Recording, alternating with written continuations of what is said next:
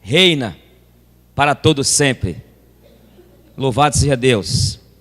Primeira carta de Coríntios, capítulo 15,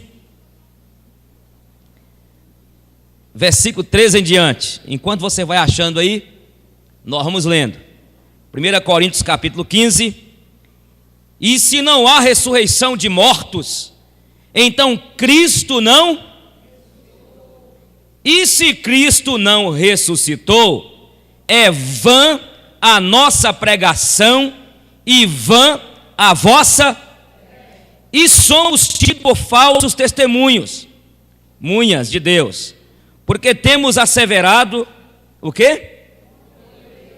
Que Ele ressuscitou a Cristo, ao qual Ele não ressuscitou, se é certo que os mortos não... Todos juntos?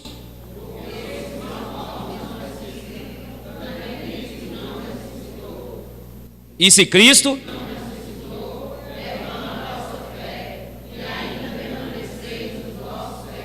que mais?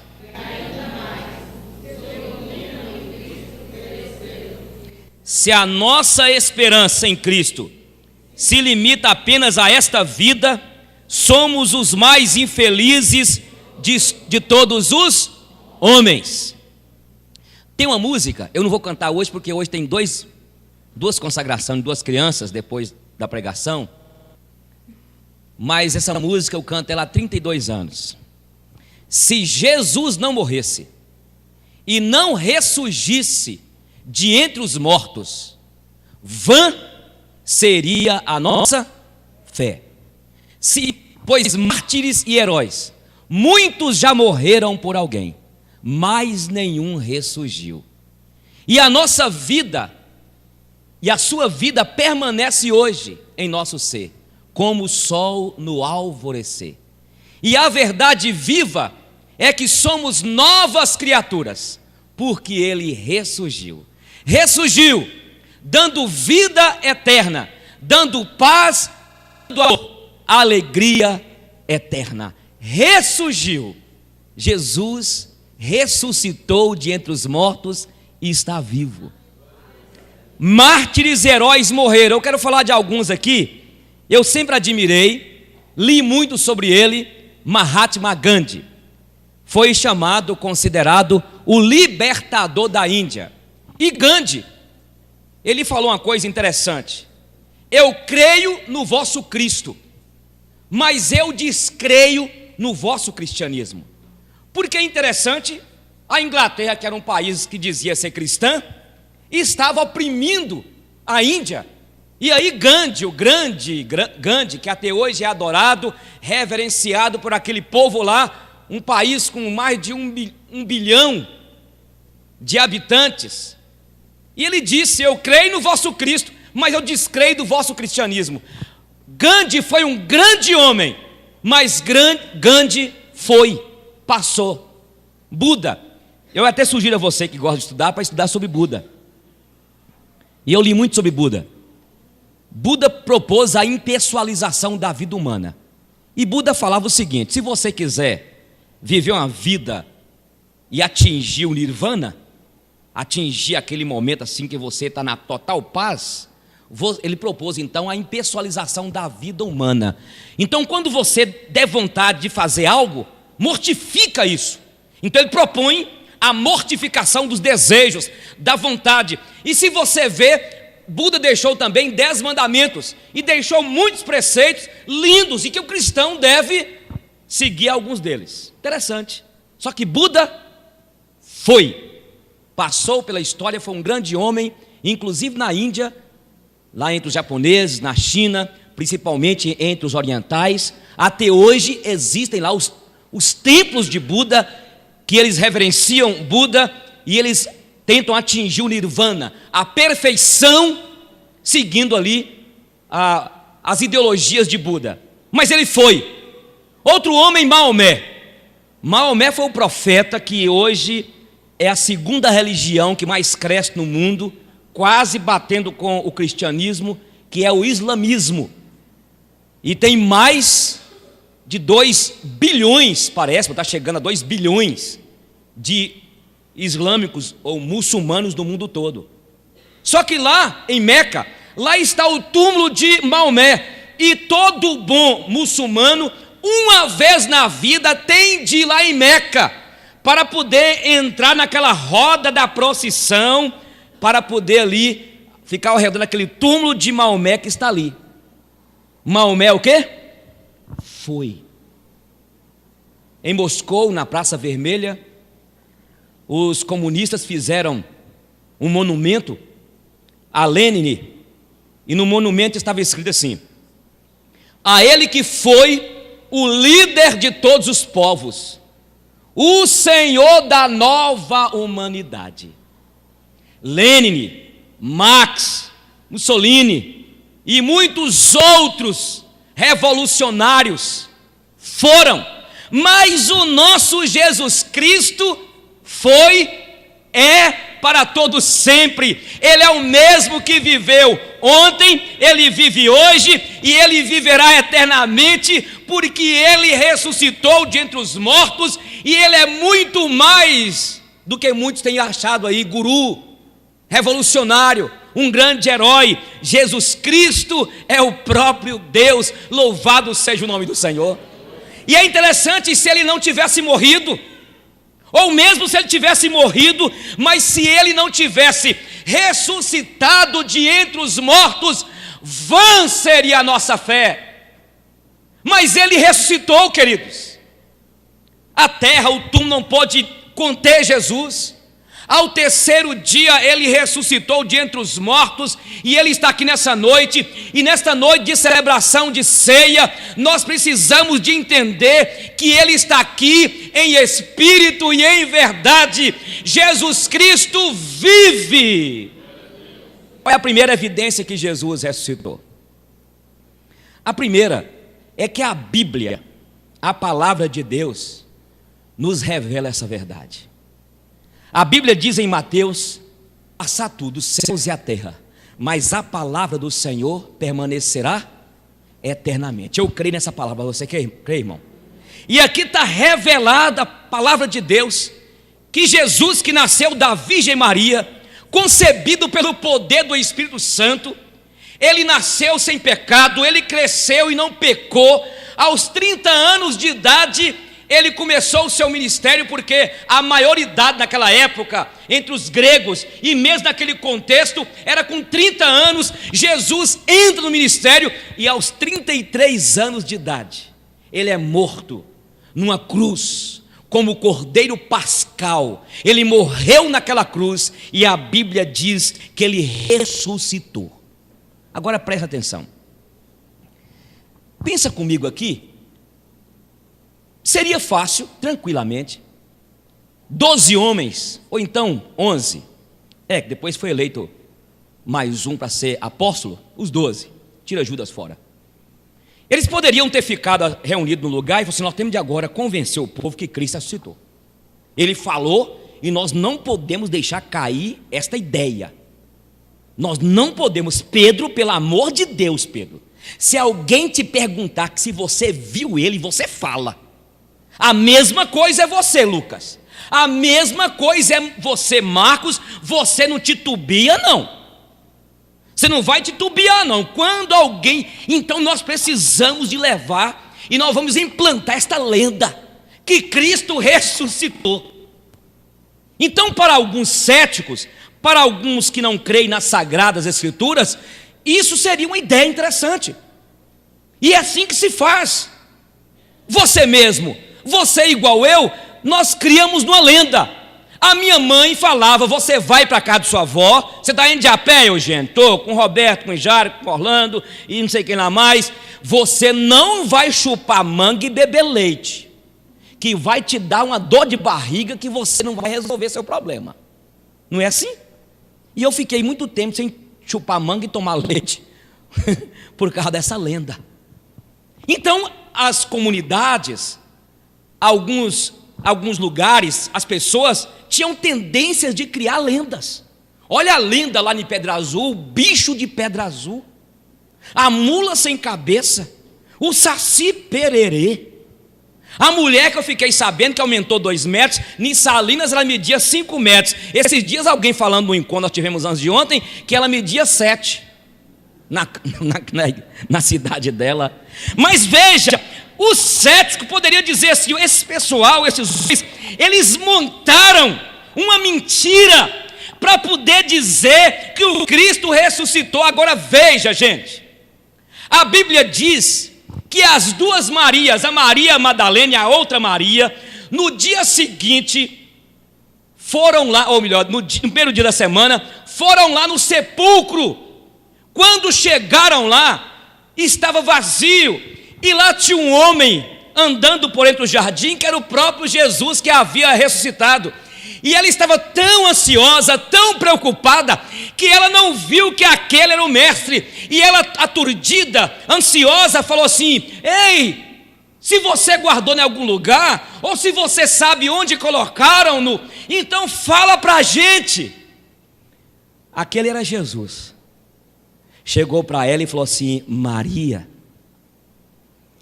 Aí a mente dela abriu, os olhos abriram, e ela ficou aos seus pés e falou assim: Rabi, mestre, mestre. E naquele momento o Senhor Jesus vai e avisa aos discípulos, e principalmente Pedro, que eu ressuscitei. Aí depois Jesus aparece para Pedro, aí depois Jesus aparece para os discípulos que estavam fechados no lugar, e Jesus passou pela parede vencendo a matéria. E ele chegou e disse: paz seja convosco. Você pode dizer isso? Eu vou falar aqui, gente, você é crente, você entende. Eu gostava na igreja católica quando falava assim: o Senhor está... Quem falava? Hã? O Senhor está no meio de nós, o que mais? Está no meio de vós, o que mais? Falta outra coisa. O Senhor está convosco. Ele está no meio de... Eu gostava, eu era coroinha do padre, essa parte eu gostava. Tem muita coisa que eu ainda guardo. E o dia que eu chegar aqui, o Senhor está convosco, e você fala assim: Ele está no meio de nós. Ó, glória! Meu irmão, queria também pensar, meu irmão, sai dessa. Jesus chegou, eles ficaram perplexos. Aí eles contaram para quem? Tomé. E Tomé falou assim: não creio não. Tomé, mas ele apareceu para nós, Tomé. Deve ser incrédulo e fusado. Não creio não. Passou uns dias, Jesus novamente chega: o paz esteja convosco. E lá estava Tomézão, que ele tomou um susto. E pensa comigo, Tomé encostado na parede. E Tomé ficou assustado. E Jesus fala: vem cá, Tomé, olha minhas chagas aqui. Não seja um incrédulo, mas seja um crente. Bem-aventurados os que não viram, mas creram. E está aqui na Bíblia, meus irmãos, eles viram, estou colocando que as Sagradas Escrituras, que é a palavra de Deus, e eu creio e você crê, porque foi o Espírito Santo de Deus que nos convenceu, que nos iluminou para acreditar nessa história aqui, olha, que não é um conto de carochinha, não é uma lenda inventada, mas eles viram, eles apalparam, eles tocaram, eles viram Jesus ressurreto. O mais lindo que eu acho, 2 discípulos estavam indo para uma aldeia chamada Emaús, e eles estavam indo preocupados, conversando. Por que fizeram isso com o Senhor? Aí se coloca entre eles um viajante, que era o Senhor, e eles estavam tão preocupados. Isso acontece com a gente. Eles estavam tão assim, angustiados de alma, que o viajante falou assim: ei, o que vocês estão conversando aí, à medida que vocês estão andando? Aí um disse: ué, tu não sabes do varão perfeito, o profeta que foi morto, Jesus Cristo? E começou a falar com o viajante, que era o próprio Jesus. Aí quando chega na aldeia, na casa lá que eles iam, de repente, aquele viajante que era o Senhor fez menção de seguir. Aí eles disseram: ei, Senhor, fica conosco, a noite está chegando, vem, fica conosco. E aí, aquele viajante entrou naquela casa, e era um costume dos judeus, e alguns povos orientais, de ter sempre a mesa, aquela mesa. E aí, quando eles reuniram, aquele viajante pegou aquele pão, agradeceu, e naquele momento, logo desapareceu, e um dos discípulos diz o seguinte: é o nosso Senhor, é o Senhor. Não ardia o coração quando Ele falava conosco. Quando você ouve a palavra de Deus, teu coração arde, o teu coração queima. Quando você ouve uma palavra do Senhor, a palavra que está na Bíblia, a revelação do Senhor, o Espírito Santo, isso queima dentro de você, porque tem muita gente dentro da igreja que a palavra de Deus não queima mais na sua alma.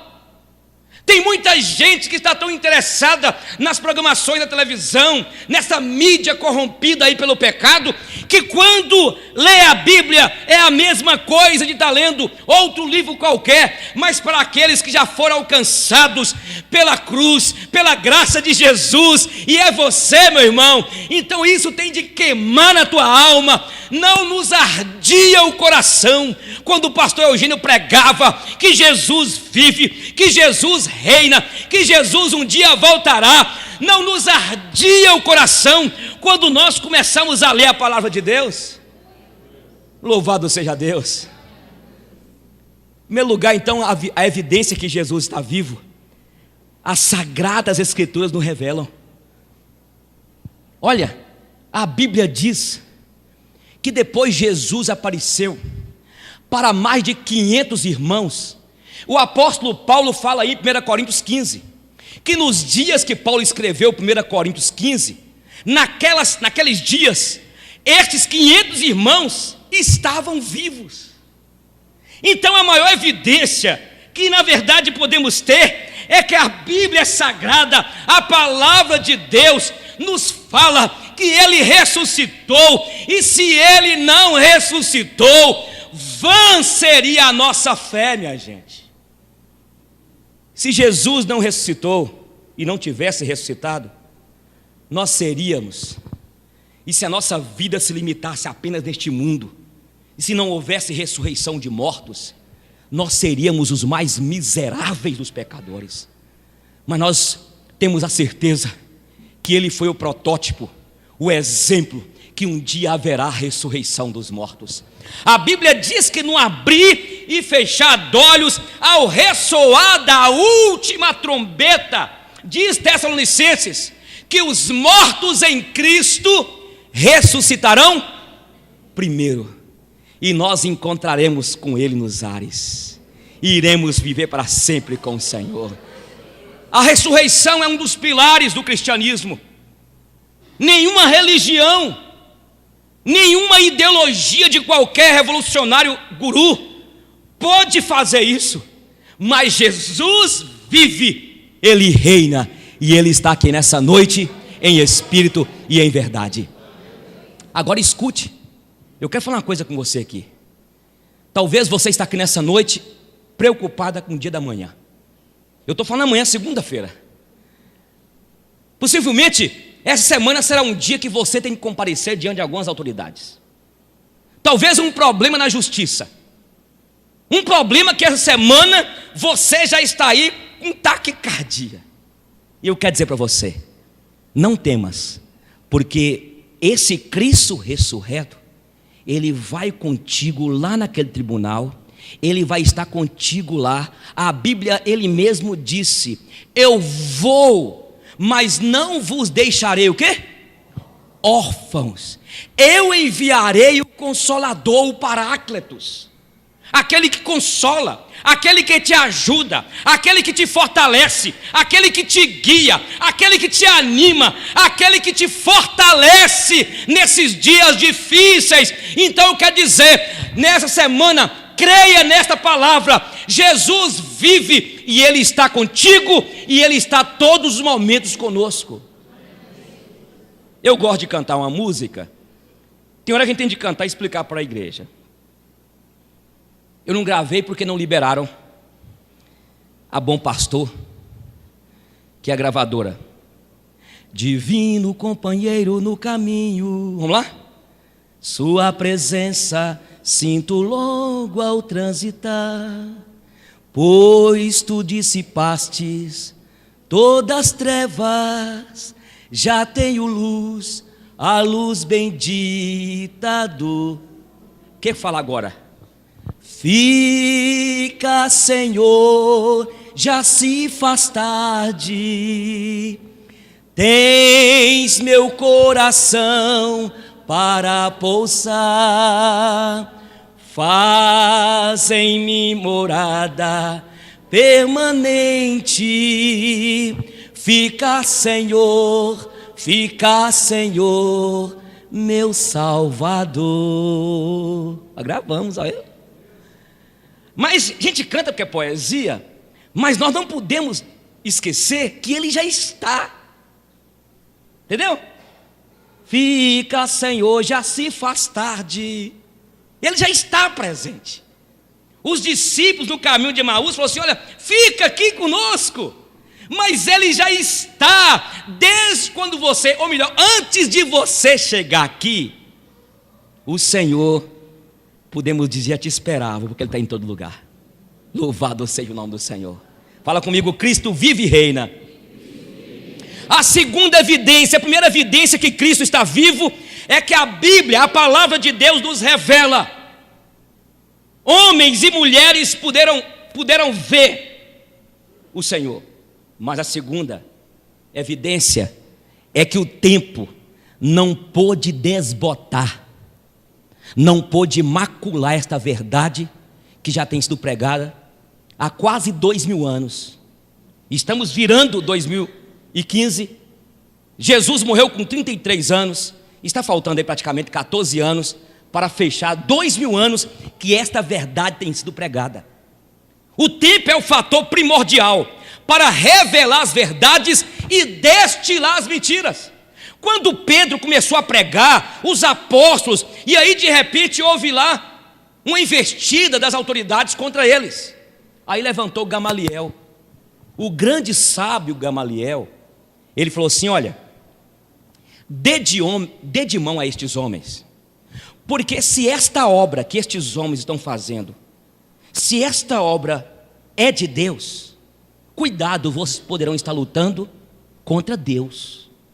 Porque levantaram aqui Teudas e Judas e começaram a regimentar alguns fiéis, e eles começaram a fazer o monte, e agora acabou tudo. Não deu em nada a obra de Teudas e Judas. Então dê de mão a estes homens, porque se estes homens estão pregando e falando sobre o Deus Criador de todas as coisas, cuidado, vocês poderão estar lutando contra Deus. E aí, aquele sábio Gamaliel deu esse conselho, e aí Pedro continuou pregando, e depois veio a perseguição. Mas que palavra sábia! Queridos, eles foram presos. Somente João, o apóstolo do amor, só João, que morreu de velhice. Todos morreram de mortes terríveis. Foram traspassados a espada, decapitados, enforcados, tiveram mortes cruentas, terríveis. Quando a gente vê a história, homens e mulheres, inclusive você sabe, né? A Santa Inquisição criada pelo romanismo. Escute, a Santa Inquisição, que de santa não tinha nada. Eu falar guerra santa? Como é guerra santa, rapaz? É igual tem crente: ô Márcio, mas eu estou com a inveja santa de você. Ou infusado em inveja santa é pecado? Já viu gente assim? Eu estou com a inveja santa. Agora, guerra santa. A Santa Inquisição matou mais pessoas do que todas as guerras antigas. As pessoas eram colocadas naqueles objetos de suplício. Eu tive um grande empresário, não sei se é holandês ou inglês, ele comprou, um empresário riquíssimo, esses objetos de suplício. Tinha lá, eu vi em Campinas, onde colocava a pessoa como se fosse num caixãozão, com as facas. Era colocado o crente lá dentro. Nega esta fé sua. Se não negasse, enfiava, matava. Era amarrado em 2 troncos e pegava um animal e amarrava as pernas e as arrancava. Eles eram colocados em arenas para serem devorados pelas feras. Eram colocados em fornalhas, em fornos, em fogueiras. Eram degolados. Então o tempo, gente, não pode desbotar. E como diz Tertuliano, foi um dos historiadores da igreja, ou foi Tertuliano, esqueci o nome do outro. Ele disse o seguinte, que o sangue dos mártires era como se fosse adubo. Quanto mais matava crente, aí que dava mais crente. Era aí que vinha mais gente. Nada pôde impedir. Graças a Deus, hoje nós podemos aqui, olha, abrir essas portas e poder abrir essa palavra, que é o livro que mais vende no mundo. Significa que o tempo não pode desbotar, macular esta verdade. Jesus está vivo. Ele ressuscitou de entre os mortos. Glorificado seja o nome do Senhor. Eu quero dizer, irmãos, uma mentira não permaneceria tanto tempo. Quantos bilhões de seguidores? O tempo não pôde acabar. Chegou um dia para Napoleão Bonaparte, um soldado, e falou assim: ó grande general, falta-te apenas uma glória para teres todas as glórias do mundo. E Napoleão Bonaparte falou assim: então fala, soldado. Ele falou assim: falta-te a glória, general, de ser o fundador de uma grande religião. E Napoleão riu e falou assim: seria muito fácil para mim arregimentar fiéis com milagres camuflados, mas seria difícil para mim ser esbofeteado, ser levado para morrer numa cruz igual Cristo foi, não reagir. Seria muito difícil, impossível, ser colocado numa tumba e depois declarar a todos que Napoleão Bonaparte ressuscitou. E ele falou assim: todos nós, generais, temos fundado nossos impérios sobre a espada e o sangue. O Cristo não. O Cristo fundou o seu reino sobre a plataforma do amor. E neste momento, milhares e milhares de homens e mulheres seguem o Cristo e servem e se entregam a Ele. Sabedoria do general. Não sei se você sabe, mas o grande Napoleão Bonaparte, inclusive até mesmo no momento da sua morte, eles acharam a Bíblia. Era um dos maiores leitores da Bíblia. O grande general francês Napoleão Bonaparte, que chegou a dizer: quem sou eu? Então, amados, o tempo não pode apagar esta verdade. Glorificado seja o nome do Senhor. A terceira evidência que Cristo está vivo é que Jesus tem sido a inspiração para toda a humanidade. Para quem estuda seminário aí, quando eu falo inspiração aqui, a palavra theopneustos, passar grafê, não é esta frase. Não é inspiração que os homens da Bíblia, mais de 40 autores tiveram. Vamos trabalhar aqui com a inspiração, esta palavra que comumente as pessoas dizem fora. Sim? Então ele tem sido esse inspirador, tem iluminado, tem despertado meninas, adolescentes, jovens, para saírem para os lugares do mundo todo para pregar o Evangelho. Pessoal aí, olha,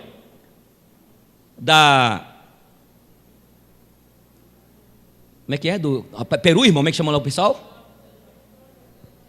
Conexão. Estão indo para o Peru pregar. O que move esses irmãos aí para o Peru pregar? O que move o pessoal ir lá para o Egito? O que move estes homens e mulheres saírem da sua pátria para pregar o Evangelho em outros lugares, deixando o seu aconchego? Porque Jesus tem sido a inspiração para toda a humanidade. O Espírito Santo de Deus tem despertado pessoas para poder serem pregadores da palavra. O Espírito Santo tem levantado poetas, escritores, artistas, para poder falar dele e do seu amor e da sua ressurreição. Castro Alves falou sobre Jesus, Érico Veríssimo.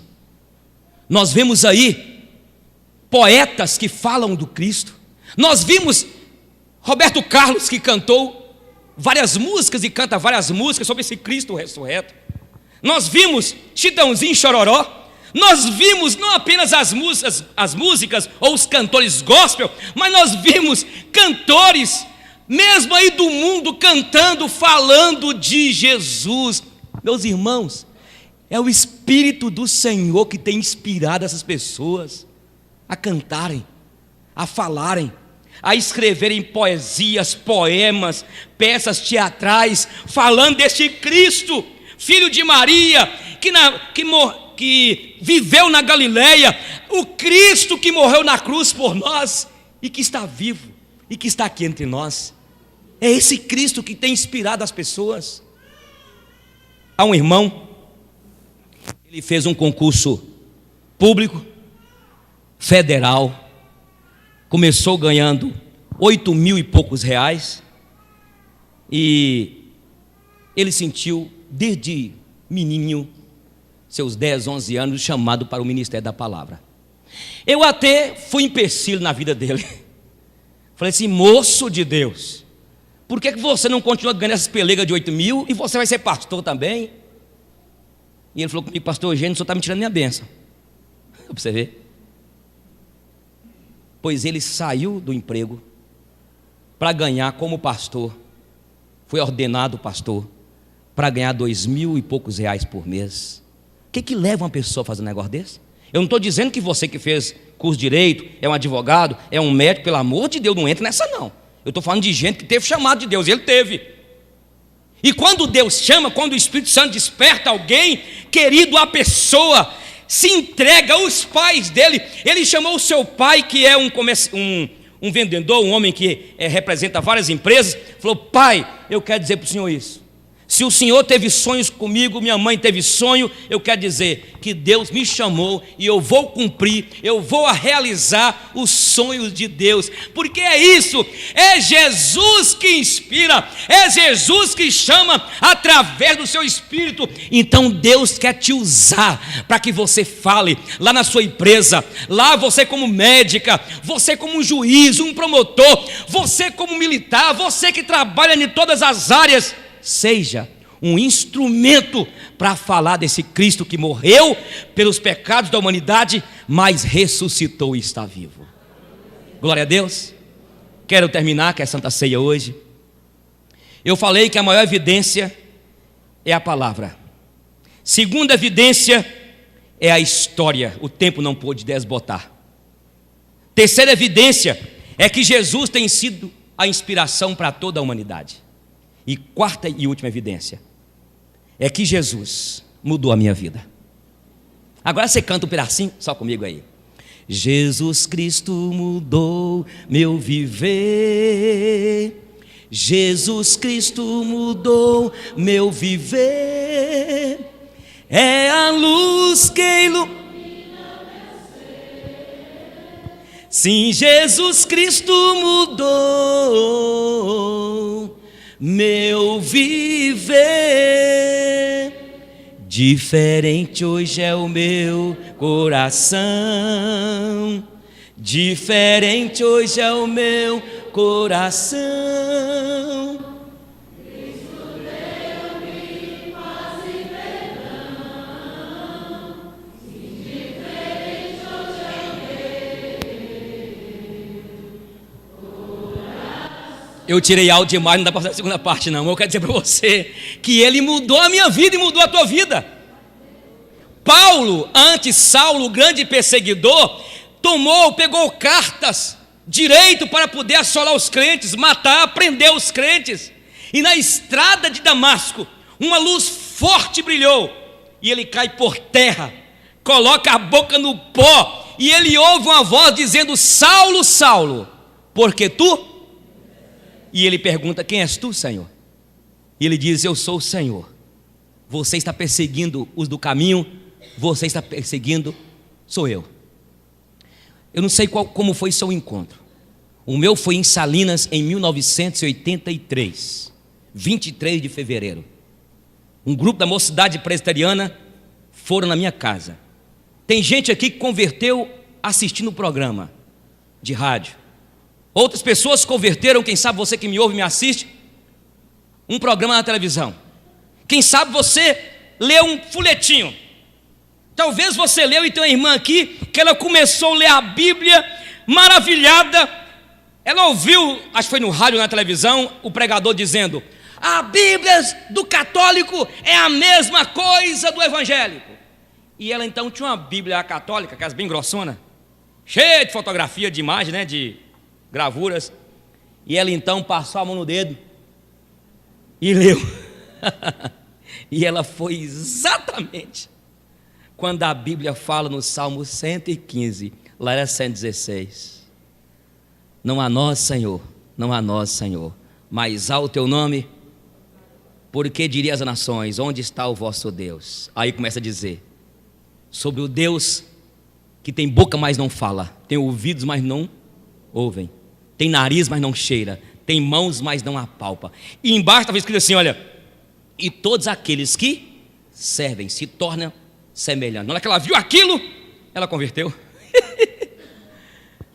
A maior, talvez, não podemos falar de experiencialismo, né?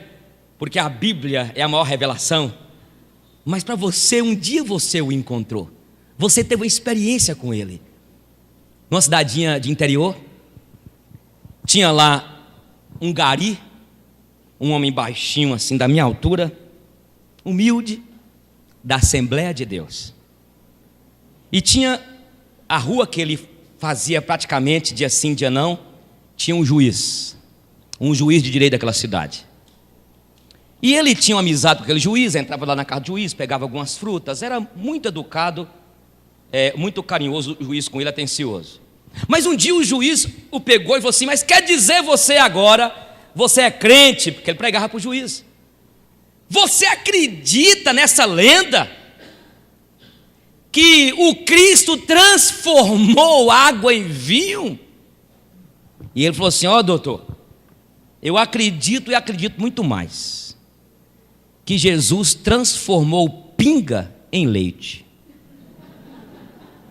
Jesus transformou cigarro, cigarro de palha, em bolacha. Jesus transformou um homem violento, promíscuo, que batia nos filhos e na esposa, num homem decente, amoroso, e deu testemunho para o juiz, e falou com o juiz a sua conversão. O juiz ficou extasiado e queria conhecer mais de Jesus. Ninguém pode ir contra aquilo, meu irmão. Por isso tem muitos crentes preocupados olha, Deus vai revelar. Deus quer revelar a glória dele através do seu testemunho, através da sua vida. Entendeu? O propósito de Deus e de Jesus é que a minha vida, na minha vizinhança, onde eu vou, onde eu passo, onde nós somos inseridos, que as pessoas vejam em nós a glória dele. Não significa que você nunca vai errar. Você pode até errar, mas você fala assim: poxa vida, eu errei. E aí manifesta a glória de Deus. Que pessoa, mas que camarada legal, ele pediu perdão. No mundo tão difícil, onde as pessoas querem matar umas às outras, pediu perdão. Essa é uma experiência maravilhosa. Cristo vive, eu o experimentei. Você que está aqui nessa noite, você que me ouve e me assiste, você o experimentou. Eu não estou falando de placa de igreja, de religião, eu não estou falando disso. Eu estou falando de uma experiência com o Cristo da cruz. Um Cristo que muda a vida, um Cristo que restaura sonhos, um Cristo que faz de um homem difícil, um homem agressivo, uma mulher difícil, uma nova criatura. Lee Wallace, É uma das histórias que eu mais gosto de contar. Era um ateu, estava nos Estados Unidos, e Lew Wallace tinha um amigo também ateu. E Lew Wallace falou assim: moço, eu não aguento mais ver esse bando de crentes aí, ó.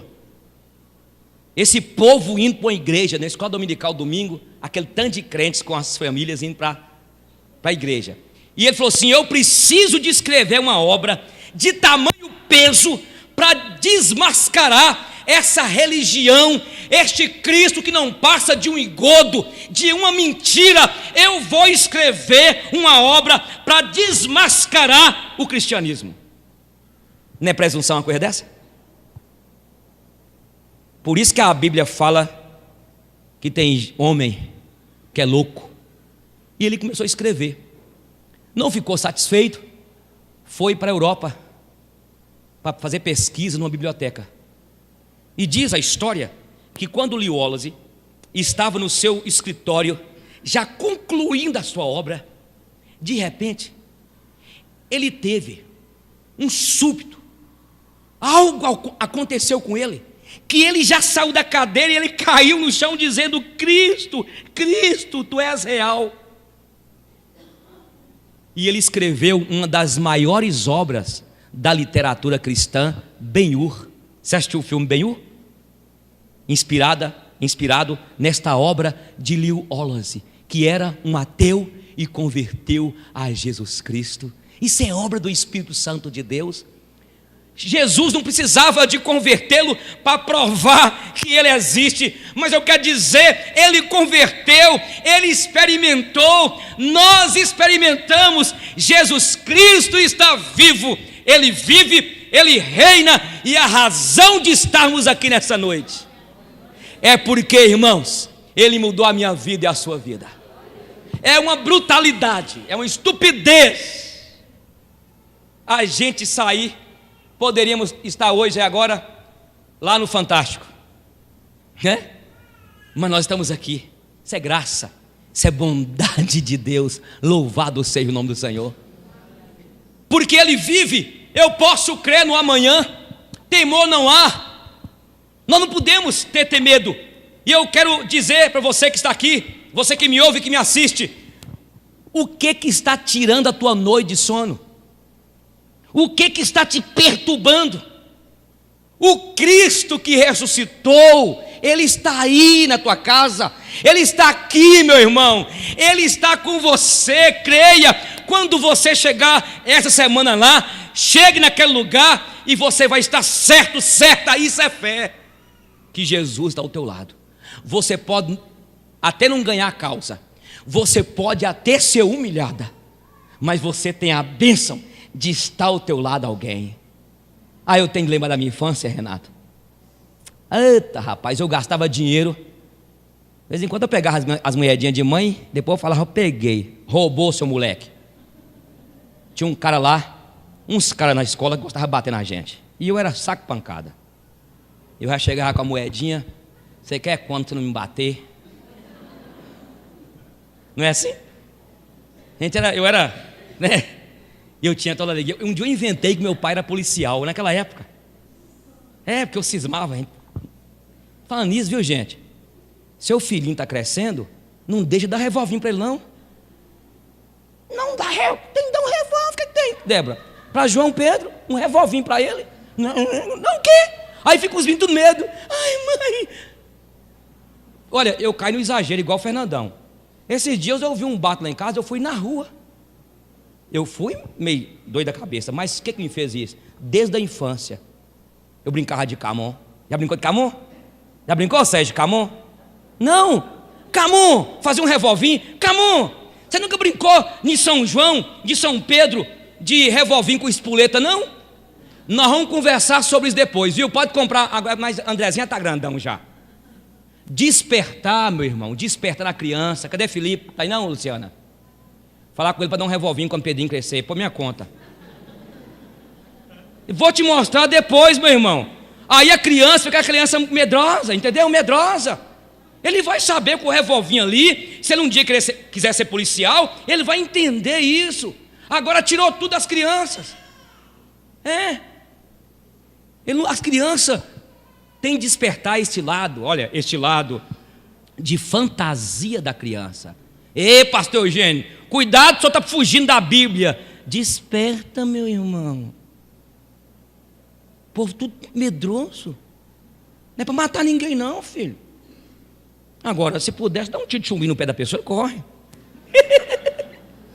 Mas voltando cá, outra hora a gente conversa sobre isso, né? Que a irmã Débora já está assim, repreendindo. Vou dar para João Pedro essa semana um revolvinho de presente, de plástico. É bom demais. Ensina seu menino, viu, brincar de camon. Brincar de camon, é gostoso demais. Os meninos hoje tudo molão. Meu Deus do céu. Não é para brincar com boneca não, brincar com revólver. Eu nunca matei ninguém. Mas eu voltando meu carro, meu pai, só para ilustrar o Deus que está conosco. E eu ficava feliz. Eu inventei uma época lá que meu pai era polícia. Ó, o pai de Eugênia aí, é policial. Todo mundo precisa me respeitar. Só que essa mentira tem perna curta. Eu tive que mudar de escola. Os caras me pegaram, me arrebentaram. Mas que vaidade. Que coisa boa. Meu pai, proteção. Fique sabendo, quando você for naquele lugar, está ao teu lado um Deus que não tem nem revolvinho. Não é essa semiautomática. Não. Fui dar um tiro numa semiautomática. O negócio está ali, caiu lá do outro lado. Não. É o Deus, meu irmão. É um Deus que é maior do que a bomba atômica de neutro. E é um Deus que não trabalha com as armas humanas. É o Deus que Ele age através do seu Espírito. Então eu estou falando essa palavra aqui para você entender. Entenda que o teu Pai está contigo. O teu Pai é Deus que te protege, que cuida de você, que está contigo onde você for, onde você andar. E quando você chegar naquele lugar lá, fica certo. Fala assim, muito obrigado que o Senhor está aqui. O juiz que é? Não, é porque Deus está aqui ao meu lado. Fala para você ver isso aqui. O juiz vai dar até a causa ganha para você. E esse cara é doido, dá a causa para ele, não tem de pagar não. Deus abençoe vocês. Amém.